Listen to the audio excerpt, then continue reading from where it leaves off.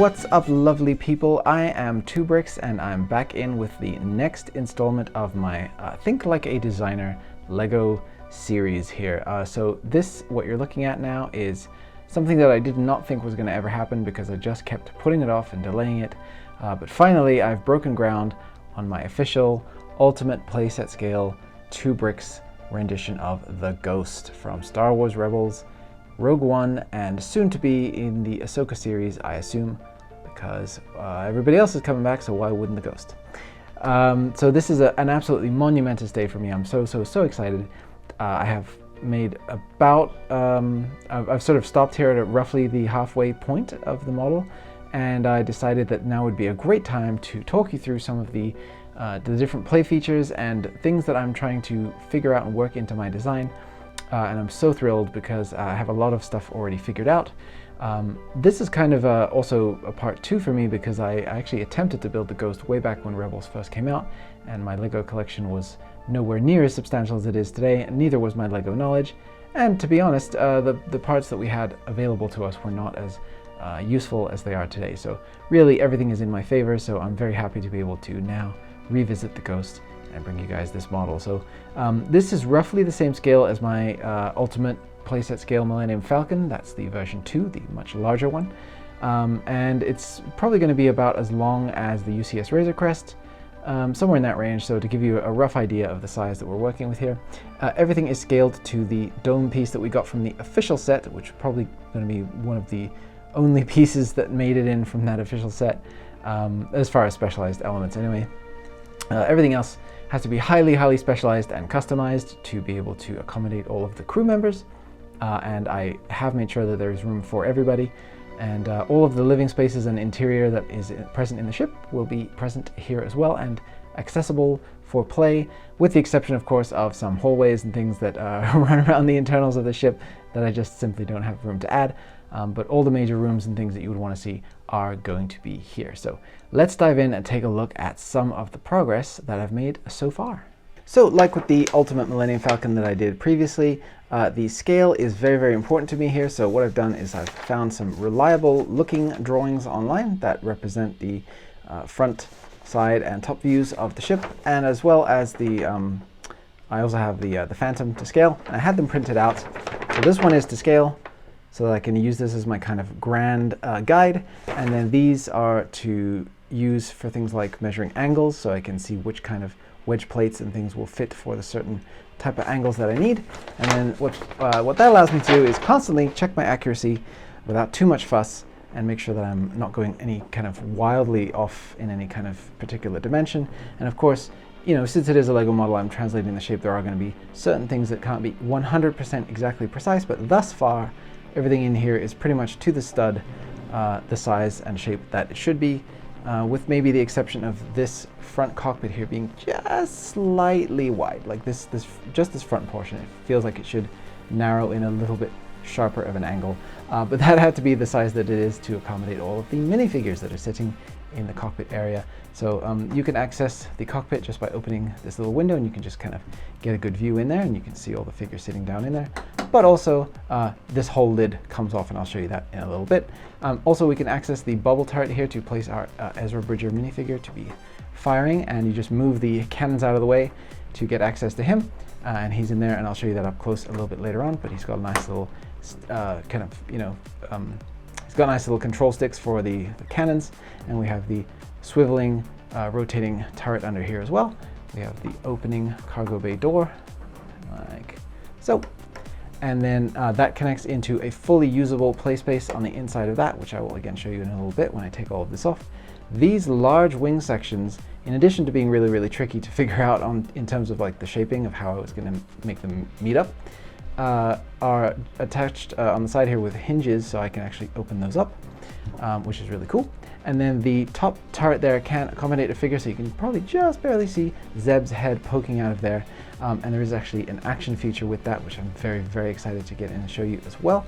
But yeah, I mean, other than that, I tried to just really keep the color blocking very nice and kind of to what we see in the show. Nothing too extreme or too fancy. I feel like there's kind of a broad range of takes on the color scheme on this, ranging from extremely bright to very subdued.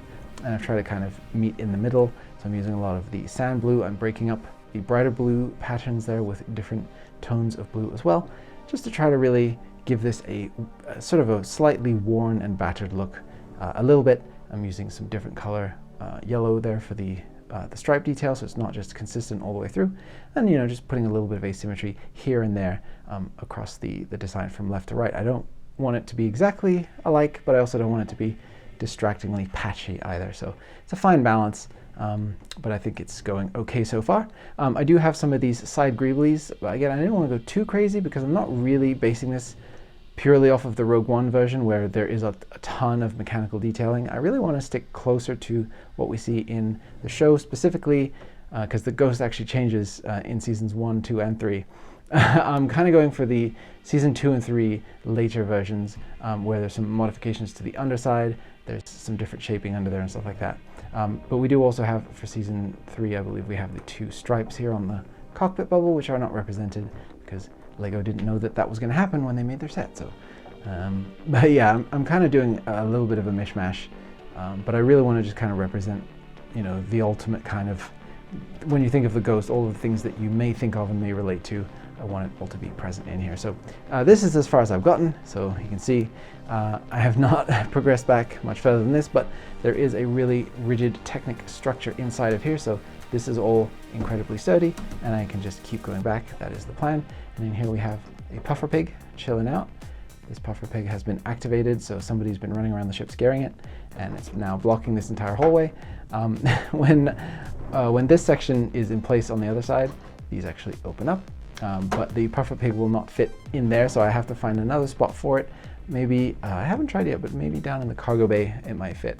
But that was a detail that I just had to simply put in there. There's actually a ton of details and Easter eggs, references to the show throughout this model, so I'm very excited to show you those as well. So let me give you a quick look at the underside, and then I'm going to open this up and show you all of the cool stuff that I have going on. So on the underside here, you can see I have the Ghost Crew logo. That's right, they have their own logo / I guess calling card, because every good thief and rogue crew of mercenaries has their own calling card, and so that is represented there in fairly large scale, but it is quite prominent in the actual ship, so I feel like it's not too oversized, but I really wanted to get the specific design in there with the skull eyes and the kind of menacing look of it. So I think that turned out pretty well, and I'm pretty happy with it.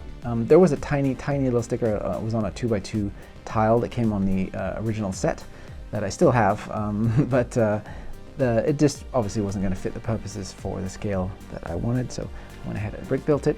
This side under here is not finished yet, but it is all closed off the way that it is going to be. Sorry, let me just adjust the angle here.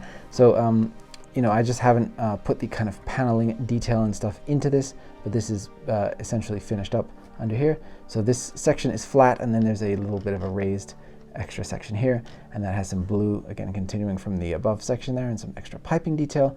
I've just started to put in the suggestion of those things under here, and then for the there's this gap under here, and then it kind of goes down, it steps down, and then that becomes the boarding ramp area. So this right through here is a very rigid structure indeed, mainly done with traditional building, but then using some studs on the side bricks to hold these large plates along the side here, and that just kind of locks everything in very securely. So this whole kind of box section at the bottom adds a ton of strength and stability to the whole design, and really gives you a solid base to start constructing on top of. So a couple of the things that I did to make my life easier towards the end of the model is I built in, for example, the spots where the landing gear will plug in using Technic axles. So here, built into the structure, there is the rounded 2x2 plates with the Technic axle holes inside, and those are buried in underneath this plate with the Technic pin holes in them, so that will accommodate for the landing gear.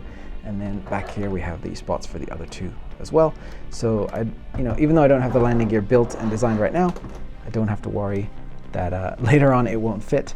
And so that's just something that I really wanted to think about ahead of time and really plan out the frame and the structure of all of this ahead of time. So that's kind of something that I've tried to apply across the board to avoid rebuilding as much as possible. I really wanted to kind of think this through, think twice, build once kind of an approach. And thus far, it's worked out fairly well. So none of the major frame or support structures had to be redone in the time that since I started, and that's kind of amazing. So yeah, really, really grateful for that, because there's nothing that's quite as much of a time suck as tearing your model apart to change one little thing and then putting it back together again. And I do know that I will have to do that eventually at some point. That's just unavoidable. But yeah, like back here, I also planned out the way that I was building it as I was going through to be able to have Technic support structure all the way through the inside of this hollow space to hold the central core of the ship together very, very sturdily, like I've been doing with all of my recent models. So just making sure that that's all integrated as I go, so I don't have to think about it later and be like, oh right, I have to take this apart now and rethink everything. So that's been going fairly well. And then another thing that I'm using a lot of, another technique that I'm doing a lot of for the ship is placing large plated structures onto the side of bricks with studs on the side. It's helping me to really define, this is such a geometrically shaped thing that it's really helping me to kind of define all of the shapes and get a lot of strength out of the design, and also just take it a little bit off of the straight up, like, this is 8 wide, but then it has the extra thickness on the side of the plates. So it just kind of breaks up the proportions a little bit and makes it look slightly more interesting than your standard Lego on-system model would look. So I'm happy with all of that as well. So yeah, let's take off the lid and take a look at the inside. Okay, last thing to show you before I take the lid off. I promise that is coming. But this little knob right here, you may notice that if you turn it, you get a little bit of an action, and that was the action feature that I was talking about earlier on. So the top bubble turret can be remotely operated, and you can shoot down your ties, which is honestly all I ever wanted from a Ghost model. It's like the one thing that I just feel like needs to be in there. And I'm really pleased with how it worked out and how I was able to integrate the figures. So it's actually really simple. You just take this entire section out, and it's kind of, Zeb is built into this. And it's really simple to disassemble and then place a new figure in, put it back together, and then place it in place there. But you just drop it in, and then this gear just engages with the structure that is in there already. So down here we have a very simple gear system where the top knob here kind of gears into and transfers the energy down into this Technic axle down here with a gear on the end of it. And then when you drop the capsule in here with your gunner, that just engages, and there you have it. It just turns it around. So I definitely toyed with a bunch of different ideas for how I was going to make this work, and luckily the first one that I had, the one that I was most confident in, ended up working out, and that isn't always the case. So I feel very lucky that I didn't have to stress out too much over this mechanism. And Zeb looks absolutely great.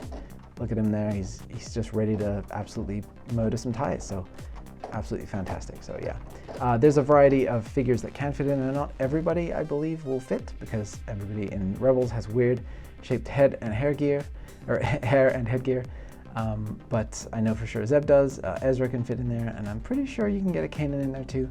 But I think as far as, you're not going to get Hera, and you're not going to get Sabine, I think will fit, but you're not going to get Ahsoka, because she has the giant headpiece. So, but yeah, you have a pretty good range of crew members that you can put in there in the gunner seats. But I really like Zeb because he feels like he just wants to be in there blowing stuff up. So let's get this lid off. All right, so sorry, I built this up for so long now, I feel like it's going to be disappointing. But basically, you just pull the entire top section of the Ghost off, and it comes off in one go. So you get the entire top cockpit section there. You can see the way that this is all built. Looks pretty complicated, and it was to figure out, but it's going to be fairly easy to put together. And I developed a few interesting methods for attaching. So you can see in here there's some ball joints that are attached with some plates that hold this angled section on top in place without actually needing to be studded in. They're just wedged in there against the structure, and that works out really, really well. And then we have some additional ball joints down here that keep the bottom section in place. And then the rest is all fairly standard plate building all throughout, but it's built to the exact right size to be able to fit 4 crew members into the cockpit, which is again another thing that I felt was a must for my model. I just needed to have all 4 members up there. I don't know why, it just was very important to me. But there's a lot of small scale or playset scale models out there that I have seen that can only fit a single pilot, and that just wasn't going to do it for me. I needed to have everybody. So there they all are, and then with Ezra down in there, next 5. So you can see here he has this nice little control stick, and he's got a couple of minifigure hands to hold on to for the control sort of yokes, I guess. I don't know what the technical term is for gunners, but yeah, he's got his nice little seat in there, and then you can just pull this forward or pull it out if you want to access your figure. But there's a little bit more, because this entire section in the middle of the floor here, so we have our cabins off to the side, which I'll show you in a second. We have all of our nice detailing in here for the cockpit, and then you just grab this and you pull this whole section out. And again, this is a little bit of inspiration from the UCS Razor Crest model that I absolutely love, where they had a removable section that allows you to access the space below. And so I just had to integrate that into here as well. So everybody comes out, and I'll show you their seating arrangement in a sec. But you can see down in here, then you have full access down to the lower level, which is where Ezra sits down in here, and then also the cargo bay. So that was another hugely important thing to me, that to be able to have a fully operational, playable space in there for the cargo bay. And you can see I have the angled floor in here that is sloping up to allow the characters to get up to that level. And it all just works out exactly the way that it is in the ship, in the actual show. And I'm so thrilled with that. So yeah, let me show you some of the closer up details of what's going on in here. All right, so looking at it from the other side here, you can see down in there, that's where Ezra sits. He's got the little walkway that leads into that area with just a single stud for a character to stand. And there's the little railing right here, which is actually present in the show, so that characters can stand and look out over the cargo bay.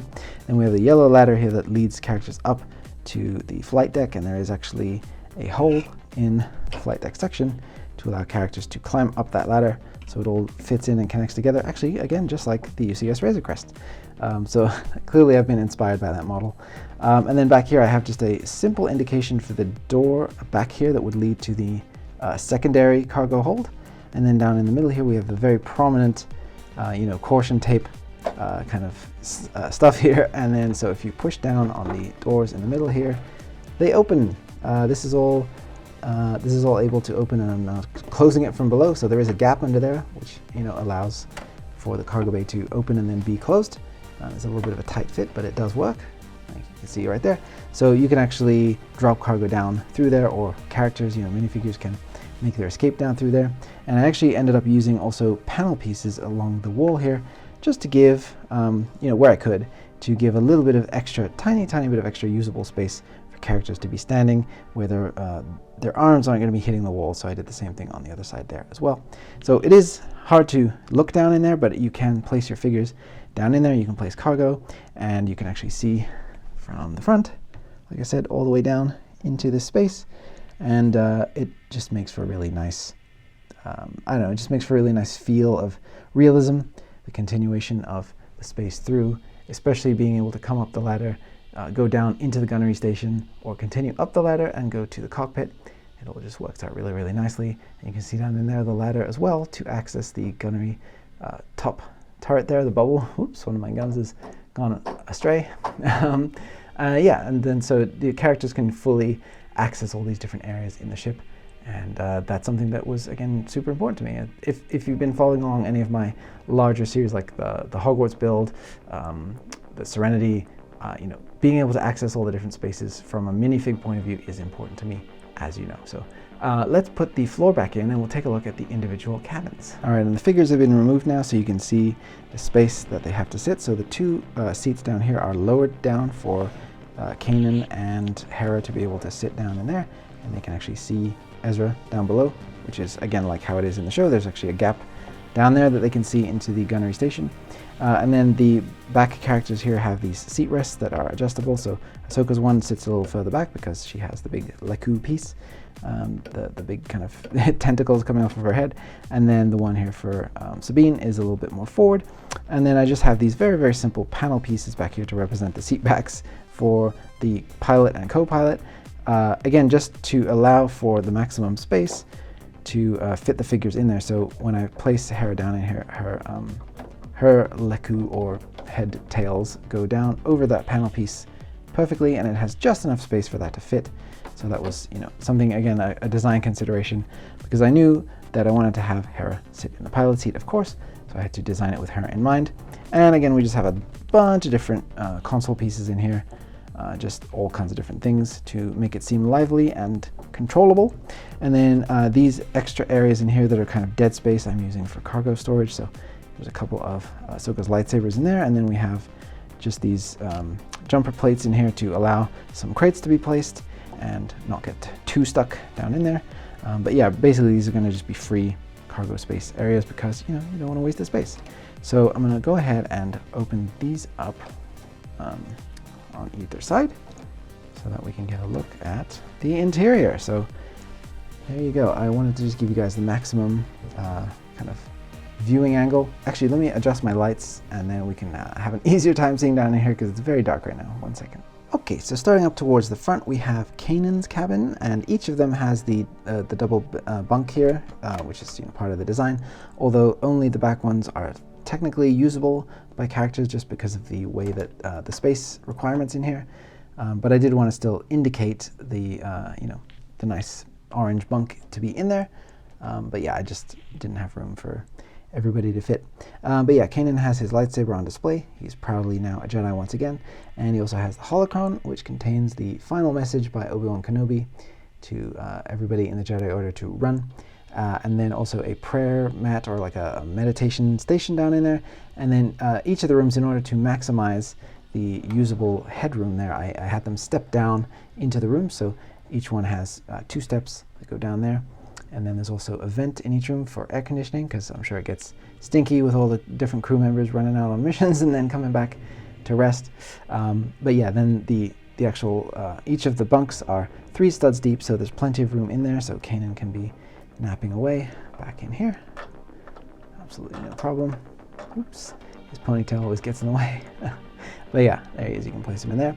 And so you can see here I just made each of these deep enough that we don't have to worry about any space requirements for the figures. So there's Kanan's room, and then moving back here we have Ezra and Zeb's room. So there's a couple of Melu runs on the shelf there. There's a little seat, or like a little kind of, I don't know, one of those little footrest type of dealies. And then again, oops, excuse me, I just dropped something.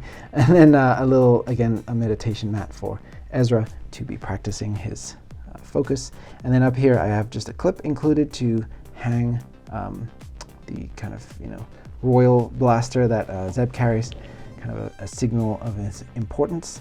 And then down in here there is a couple of additional clips, so you can put Ezra's lightsaber, and I am intending to put some kind of a control button of some type on this exposed stud here that I'm getting from that bracket piece eventually. But the cabins are fairly austere, but I wanted to make sure I populate each one with details that reflect each of the characters. So yeah, those are those. And next up we have Hera's area. So down in here I have a tiny little build for the Kalikori, which is the prominent kind of art piece. It's almost like one of those quilts where every generation sews their own patch, except in this instance every generation carves something new about their family history from their particular generation into it. So it's highly precious, and there's a whole series of episodes dealing with Hera attempting to retrieve her Kalikori when it's been taken by Imperials.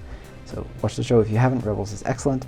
And then down in here I just have one clip for her blaster, and then there's just a couple of there's a unique little bit of piping detail in here, just because I needed some space between this side and this side. I needed one extra stud in here.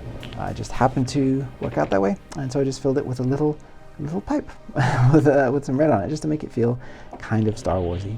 And then she has the standard setup here with the bunks. So again, she can use the bottom one only, the steps that go down, and then the vent as well. So next we have Sabine's room, and this was really the fun one to design because obviously Sabine went crazy and painted up everything. And I looked at a lot of concept art and excerpts from the show to try to get some inspiration for her room. So there's lots of checkered patterns everywhere. So we have, starting on the floor there, we have the pink and the purple, and then I wanted to show that she's painted onto like the grates down here. So obviously I have one of those being purple. I think that is really effective to show the painting techniques there. Again, on the walls, a couple of clips because she needs room for her blaster pistols. And then back there I have a brick of Beskar because Sabine is always taking damage to her armor, so I figure she has a little leftover that she needs to use for repairs. Then on the wall here we have some, again, striping built in here with the blue, some spray cans down here. So there's one pink and one lime green that kind of reflects some of the colors we see in her room. And then in the configuration for Sabine's room, she sleeps on the top bunk, and then the bottom one has been converted into a little chess table type of a thing, and 2 seats. So she can sit there with friends and have a chat, because, you know, she doesn't need both bunks, which is really cool. And then her vent, so you see the gray one back there, her vent has been spray painted lime green. And then also we can see down in here the Rebel insignia. That's from one of the 4+ sets. I had that one lying around, and I thought it was a really good fit to put in here. And yeah, you can just see a little bit of extra color as well on the walls, and then behind there, and then right behind is really, really hard to see, but way back in here behind the bunk, there is actually a very brightly colored wall made up of a lot of different colored plates stacked side by side. So maybe if I adjust the brightness, there you go, you can kind of see it back there. But yeah, I just really wanted to get some indication of that fun back wall mural in there as well. So yeah, this was really the fun room to design. Really, really colorful and joyous. So there you go. All right, so I just wanted to show you putting the lid back on, so now everybody's back in place. So you can see here all of these different really, really specialized shapes that are just the right angles and things to block as much of the light as possible from, or the, you know, make the shape seem as smooth as possible when the lid is on. And then these front sections here just kind of allow us to key in the front of this lid design here. So let me just bring that in. So you can see I have these L-shaped panels here at the front, and then those just key into the front right here. And then at the back, you just place it down. This collar just sits right over this whole section right here, and it just very nicely sits in place. And then there's a couple of little areas here at the back where it kind of pinches in. I just want to make sure that I have that just right. So just secure everything here. So there you go. So it clicks in. There's a little bracket, and I'll show you on the other side here. So right under there, there's this white bracket that runs through here, and that just very, very securely kind of pinches onto the inside of this and just holds this very nicely in place. And of course, the fact that it keys into the shape at the top here works really nicely as well. And I'm just very, very satisfied that I was able to get all of these curved elements and everything to meet up here as well as I did. And then once you're done, you can just drop that back down into place, and there you go. And yeah, just looking at the sides here, looking at the very, very, very minimal gaps and the way that all of this kind of comes together, I couldn't be more thrilled, to be honest, with how this particular part turned out. It was the part I was most worried about, the part that I definitely struggled with the most on my first iteration, and I have actually seen a few other builders struggle with it as well and do kind of like updates and version 2s with different solutions for this particular panel, because it is just such a unique, non-Lego friendly shape. So, but using these 6x3 slopes butted up against these, what are these, 12x3s, and then using the the hinge pieces to keep those together, and then finding a place down here to actually also use a second hinge piece and just keep all of this together. That just ended up being the absolute perfect design, and it's the technique that I also used to get most of the panels for my Millennium Falcon. Just, you know, if you combine all of the different kinds of size of wedge plate that Lego now offers, you can usually come up with something that's pretty close. And in this instance, I was able to, and then just kind of had to fill in these last gaps down here. And I think that it turned out pretty darn good, and I'm very, very happy. Looking at it does not make me go, oh, I wish that could be better.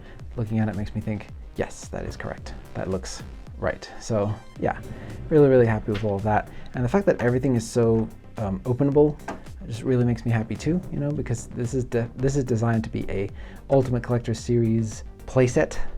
So in the vein of what they did with the Razor Crest, what I did with the Millennium Falcon, and the Stinger Mantis, and all of those other ships that I've done, the Founder as well.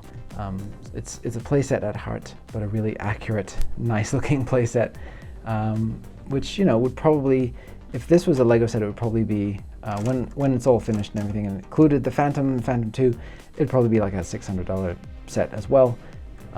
But I think that for the volume that you're going to get with this, ultimately, it's going to be worth it. And all of the playable space from top to bottom, every single cabin, the cockpit, the you know, the whole cargo bay down here, It's all usable. These corridors are even usable, like, as you know, just for fun, I'm placing my puffer pig in here.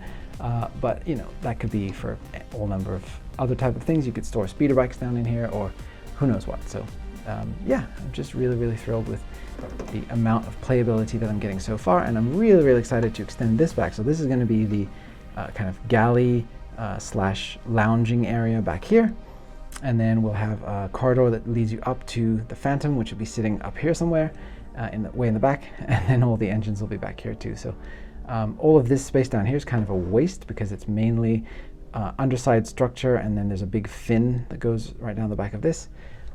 But for the most part, you know, all the usable space is up here on this decked area. So luckily, I have this all very secure with Technic structure that is never going anywhere. So, and I'll be able to plug in further Technic elements down here to brace it even further. So that's going to work out really well. Yeah, a couple of other last little details that I wanted to show you that I didn't get to before. I really like these end sections here for the docking ring.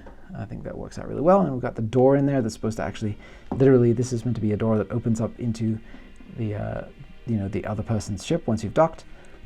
So I have the same exact build on both sides, and just the way that these all meet up. So right in here I have these G-slope pieces that just perfectly kind of come up to the edge of this and continue that shape and make it look very nice and molded in there and then kind of cut into the shape how it should be. So very pleased with all of that. I think overall the amount of detail that I'm getting up here feels good to me. It doesn't feel like I need to do anything much more crazy than this. I might substitute a couple.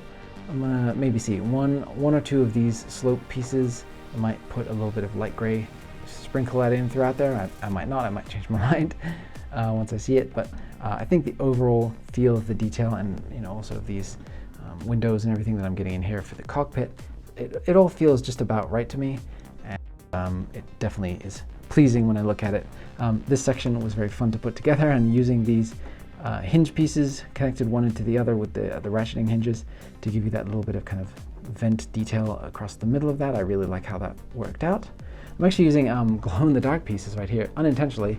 I realized when I switched the lights off the other day to call it a day that these were glowing, and I was like, oh, that's actually kind of perfect. It's sort of like these are little lights or something up here. That's fun. But yeah, so back to this. Building this assembly was really fun and challenging. Actually, see if I can pull this out. Let me see if I can get the whole thing out. Yeah, so this is one of the sub-assemblies that I did very early on in the construction of the Ghost, just to kind of set the tone, set the feel for what I was trying to do. So I kind of built the cockpit bubble here first, and then I had an attempt at an early version of this top cockpit piece, which has now been almost completely redone, except for the remaining, this windscreen piece is the same still. But yeah, everything else has been redone. But yeah, just like figuring out how all of this was going to work. So everything here is built to the side, going here onto one of these brackets, and then built going the other way, and then just everything locked into place with these hinging bricks, and then the lights on the front there. It all just feels appropriate, and then the way that the angle meets up with the rest of the ship, it's just very satisfying to me. Let me see if I can get this back in without having to cut. All right. Wait, do I got it? Yeah, okay.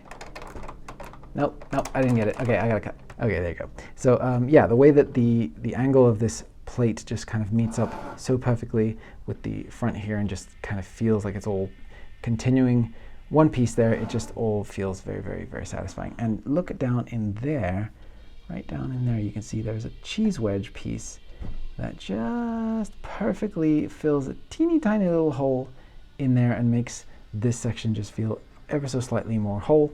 And it's just things like that all throughout the design that I'm trying to implement to really give this, sorry, that's scraping against the wall, trying to give this a level of fit and finish that you can be proud of when you have this on a shelf, that you can really say, this is the Ghost, without it having to be a absolutely gigantic nightmare build of a minifigure scale thing that will take up half your house.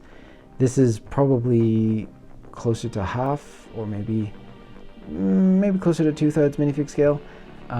But it feels so much more reasonable and manageable, I think, than looking at the measurements of the actual minifig scale version of this, which is just, I would say, fairly impractical. Though it is very impressive. The actual scale of the ship is very domineering and very impressive to look at. But yeah, as long as I can get everything that I want into a build of this size, I'm happy. And so far, that's how it's gone. Let me know down in the comments what you think. Is there anything that I have missed out on that you would like to see more of? Is there anything I didn't show you this time around? Because I will show it on the next. And what do you think of the design overall? Are you excited for the finished product? And are you a fan of Rebels? Have you seen it? Will you see it now? It's definitely one of those shows that people always put an asterisk on when they recommend it. Like, yeah, it's pretty good, but there's a few episodes. No, it is premium Star Wars. If you're a Star Wars fan, if you love the original trilogy, the tone of that is perfect to that original viewing experience. And if you have younger kids who want to get into Star Wars, Rebels is a perfect jumping off point for them. So I highly recommend the show, and the Ghost is one of, if not my absolute favorite ship in the entire canon. I've probably said that 3 or 4 times at this point, but the Ghost really truly is, it has a special place in my heart. Actually, funny story, back when Lucasfilm first was purchased by Disney, I was very nervous. I didn't know what to expect. I thought everything's going to look different, it's going to feel weird, it's not going to feel like Star Wars. And then the first concept for the Ghost came out. It was one of the very first things we ever really got to see for what new Star Wars was going to be, and it was the concept for the Ghost. And I immediately, my mind was put to ease, and I was like, yep, Star Wars is going to continue to be great. And thus far, I have not been disappointed. So call me crazy. I know people are probably typing right now, how could you possibly say that? The sequels, blah, blah, blah, blah, blah. I love all of it. I think it's all been fantastic. So, but yeah, so those are my thoughts. This is the Ghost. I'm very, very excited. I can't wait to show you the rest of it, and more play features to come with the integration of the Ghost the Phantom and Phantom 2 with the Ghost, and then some more usable, playable space back here with the galley and other things of that sort. There's probably going to be a little Dejarik table, because, you know, every Star Wars freighter worth its salt needs a Dejarik table in there. And there'll be a curved orange couch, which I already made one of, so that should be easy. And then, yeah, so, you know, this has been insanely fun. So hopefully you guys are getting a kick out of the build so far. Hopefully you're loving what you're seeing and are excited for the instructions, which will be coming as soon as I can manage it. And stay tuned for the next update. Thank you guys again so much for watching, and may the Force be with you.